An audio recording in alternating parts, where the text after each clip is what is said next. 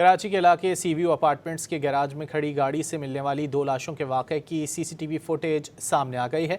Footage में जाँ बहक अफराद की गैराज तक पहुंचते देखा जा सकता है। मजीद जानते हैं डॉन न्यूज़ के नुमाइंदे मोहम्मद बिलाल खान से। बिलाल, सीसीटीवी फुटेज की मदद से मजीद क्या मालूम हो सका?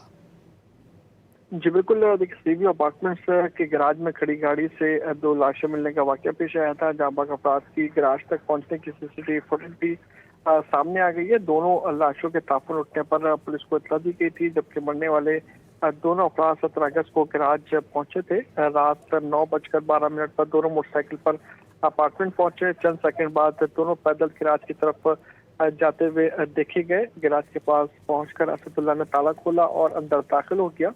ताला खुलने के बाद दोनों गैराज के अंदर चले गए थे, जबकि असदुल्ला गैराज में जाने के बाद दोबारा गैराज से बाहर आया। अपार्टमेंट का चक्कर लगाकर असदुल्ला एक बार फिर गैराज के अंदर चला गया था। पुलिस हुकाम की जानिब से बताया गया है कि दोनों ने गैराज में जाकर खड़ी गाड़ी स्टार्ट की, जिसकी वजह से गैराज में धुआं भरा। धुआं बढ़ने के बाद दोनों की हलाकत हुई, जबकि मजीद तहकीकात का अमल जारी है। जी बिलाल, बहुत शुक्रिया इन तफसीलात के लिए।